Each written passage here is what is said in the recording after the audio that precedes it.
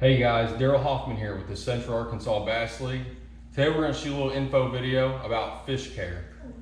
Now, starting to get closer to summertime, temperature's rising.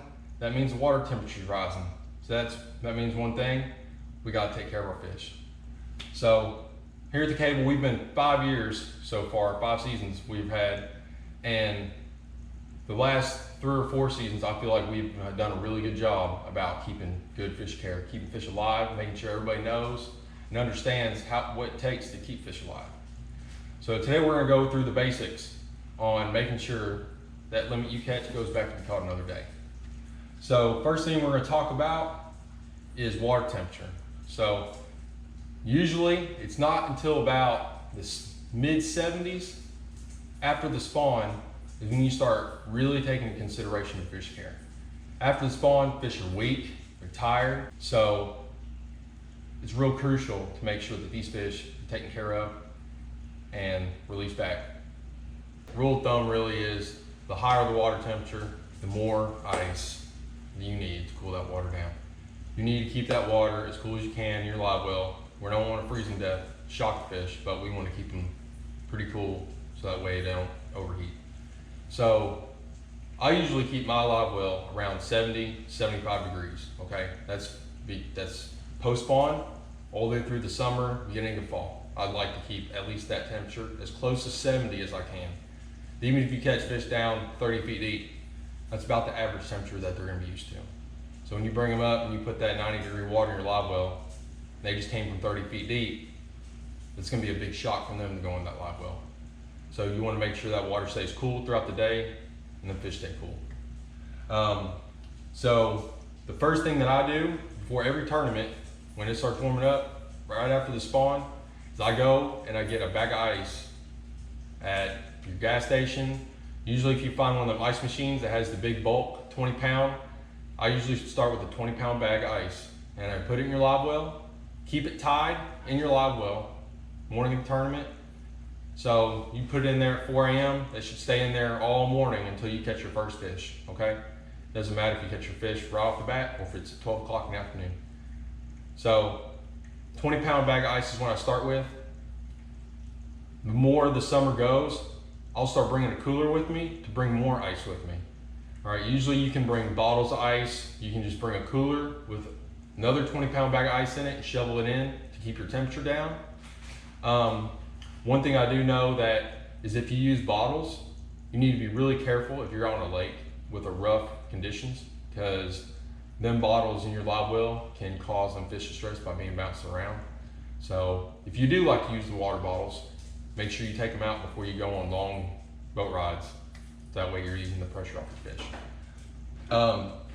Really important thing that I keep in my boat to make sure that my water is where it needs to be is just a simple pool thermometer. All right, this is just I think it's a $1.50 pool thermometer at Walmart. Floats. I've had this thing for 2 years and it looks just fine. And I just keep it in there. I never take it out. I always keep it in there. So that way I always know. The second thing that I want to talk about is proper aeration. All right. So I know some people that have recirculation pumps, they have aerator pump, Pro Air system. That's all good. That all works pretty great. The one thing you do not want to do when it starts getting hot is pumping fresh water in your live well throughout the day. In theory, sounds good. You're pumping fresh water in, but when you think about it, throughout the day, that water's getting hotter and hotter and hotter. So you're just throwing hot water on them all day and they're not cooling off. Even if them fish came from colder water, you're dumping hot water on them all day and it's stressing them out. So you want to keep that water cool as much as you can throughout the day. So usually in the tournament starts, I got that 20 pound bag of ice in my live well, tied shut, making sure that nothing's leaking out. I'll throw it in there. And then as soon as I start the day, I get to my fishing spot, I fill my live well up. And I mean, I fill it up almost full, about 3/4 of the way full, okay? That way I can get that water in my live well and have it cooling off as fast as I can. Now, when you fill your live well up in the morning, that's the most oxygen rich water that you will come across for the whole day, is right off the bat. The further throughout the day, the warmer the water gets, the less oxygen is going to come out of that water. So you want to put the most oxygenated water in your live well that you can, right off the bat. Another thing, if you don't have recirculation pumps, I don't have a recirculation pump. I can only pump in fresh water in my boat, but I use a Pro Air system, and I usually run that the whole day. I think it runs an amp or two, half amp, 2 amps all day, so it doesn't kill your battery. You can get these aeration stones at Academy. I think they're $5 for 2 of them. But you stick them right to the bottom of your live well. You can stick them to the side of the live well, wherever you want. They do great. But leaving one on all day is a must if you do not have recirculation pumps. The second thing we get to is when you start catching fish and you start putting them in your live well, you need to make sure your live well is full as it can be. Okay, so whenever I fill the live well up, I plan on leaving that water in for most of the day. Okay, so I want to keep that water in there as long as I can because it's cool, it's ready to go, it's got fresh morning oxygen in it, and I'm pumping fresh oxygen in it throughout the day. Okay, so make sure you can fill up your live well as full as you can. If you want to, you can go home and measure to see how much your live well can actually hold if you're not sure. But some live wells have an overflow valve, and if you can, try to plug it up. Okay, keep that water from spilling out on your boat rides to spots, so that way you don't have to keep pumping in water because you're losing water. So keep that thing plugged, keep it as full as you can, and keep that cold water in your live well. Water treatment, fish care water treatment. There's different things out on the market. I mean, there's so many, now, so many brands. I mean, I use G-Juice, and it doesn't take a whole lot, like an ounce or 2. I use about 2 ounces for a whole tournament day. Just put in your live well in the morning. I've also been told that it can help stop fish from bleeding. If you ever have a bleeder, G-Juice can help make your fish stop bleeding. Also, Mountain Dew, I've always heard, I mean, that's the popular trending thing that can help. And obviously, it's a lot cheaper than fish. There's so many different companies out there now that offer live well treatment. And, there's Minnow Juice, Rejuvenate, you go to Tackle Warehouse, and there's a whole list of things that you can use. I'm sure a lot of the stuff works great. I know a lot of people use Rejuvenate. That's been proven to work really, really good. But that's always a must to have in the boat to help your fish stay alive.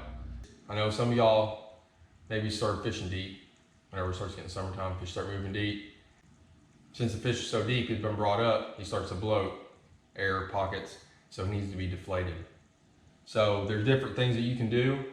I've always used a bend mender needle, and you can look it up online. Tackle Warehouse, they got them, shows you on the back instructions on how to deflate your fish. Doesn't hurt the fish. Just make sure that it brings some of the pressure out so it can stabilize in the live well. There's different kinds of needles. This one in particular, it goes down the gullet right above their throat. There's another one. It's a small, kind of looks like them needles you pump up your basketball with, and it goes right inside of them. So you don't want to deflate them too much, but you want to do just enough to where they can sit up. So you can usually hold them in the water and see how many bubbles come out, and then take it out and let them stabilize. For those who are kind of skittish on using this stuff, that's perfectly fine. I mean, I understand. There's other things out there that can help with this.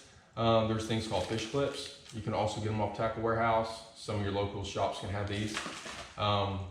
It's real simple. You just put them right on the bottom fin, but that's a good short-term thing for your fish if you're only going to keep them in your live well for a little while. And don't ever be afraid to ask somebody for help at a tournament. For if you get done with your weighing and you got fish that you feel like that's suffering a little bit, ask for some help. I'm sure there's plenty of experienced people out there in the parking lot that will know exactly what to do at that time. So don't be afraid to ask. We've all been there, So I think that's it we got for today. So remember, ice your fish, fresh oxygen, keep your water cold throughout the day, and make sure you have the right tools to make sure that your fish are ready to go whenever you're done. So that's all I got. Good luck out there, and hope this helps. Thank you.